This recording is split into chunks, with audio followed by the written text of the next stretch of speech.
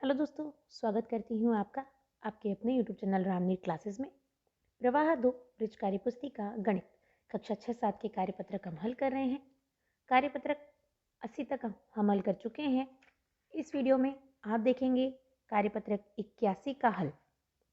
Page number 98 पर दक्षता है परिमाप को समझ पाना व दी गई आकृति का परिमाप बता पाना। तो कार्यपत्रक शुरू करने से पहले मैं आपको बता दूंगी परिमाप होता क्या है। परिमाप शब्द अपने आप में समझने योग्य है। परिमाप, परि यानी चारों ओर और माप का मतलब है मापना। तो चारों ओर को मापना यानी इसकी कोई भी आकृति दे रखी है उसकी चारों ओर की माप को ही हम परिमाप कहते हैं। तो पहला प्रश्न दे रखा है, दी गई आकृतियों का परिमाप बताएं। क ख ग घ 4 आकृतियां हैं। तो परिमाप मैंने आपको बताया चारों ओर की माप है। तो आपको ये 4 भुजाएं दे रखी हैं, इसमें इन चारों का योग कर देना है यानी जोड़ लेना है। तो ये 2 4 2 और 4, 4 और 4 8, 8 और 2 10 और 2 12। तो यहाँ पर इसका परिमाप हो जाएगा 12। आगे आप इसमें सेंटीमीटर लिख दीजिए, 12 सेमी। दूसरा है जोड़ना है 5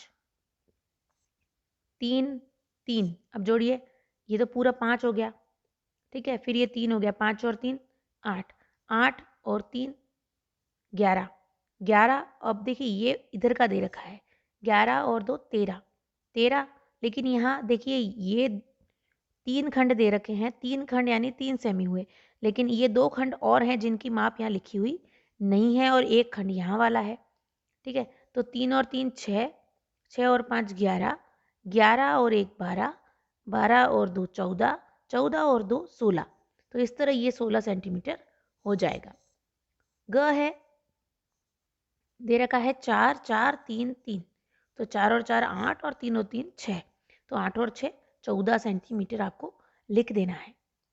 इसके बाद देखिए यहाँ पर वही करना है। देखिए 3 और 3 दे रखा है, 2 और 2 दे रखा है। तो 3 और 3 6, 6 और 4 10।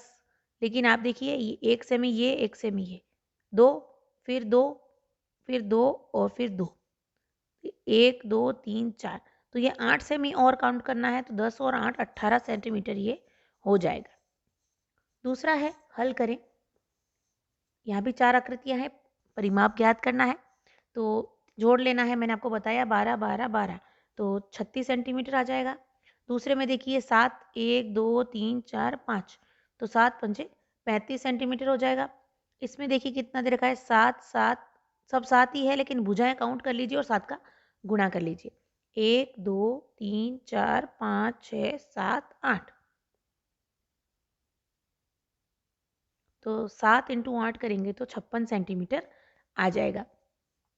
आगे देखिए दे रखा है 18 18 और 15 15।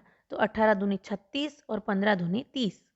तो 30 और 36 जोड़ेंगे तो 66 सेंटीमीटर उत्तर आ जाएगा। तीसरा है नीचे कुछ आयताकार या वर्गाकार आकृतियों के माप दे रखे हैं, सभी का परिमाप बताएं। तो देखिए परिमाप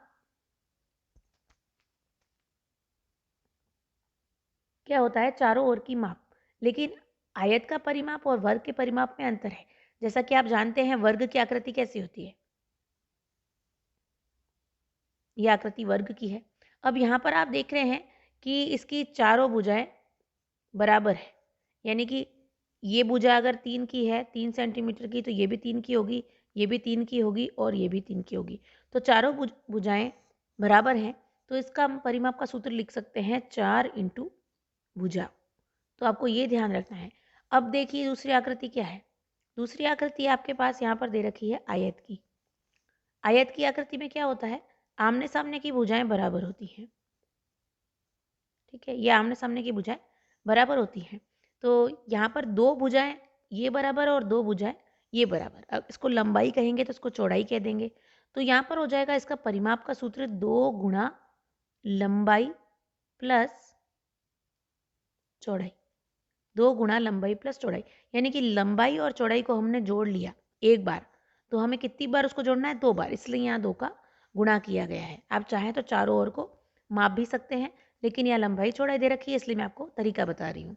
पहला है लंबाई 48, चौड़ाई 60। अब देखिए लंबाई चौड़ाई अलग अलग है, इसका मतलब ये आकृति आयत की है, तो आपको 48 और 60 को जोड़कर 2 का गुणा कर देना है।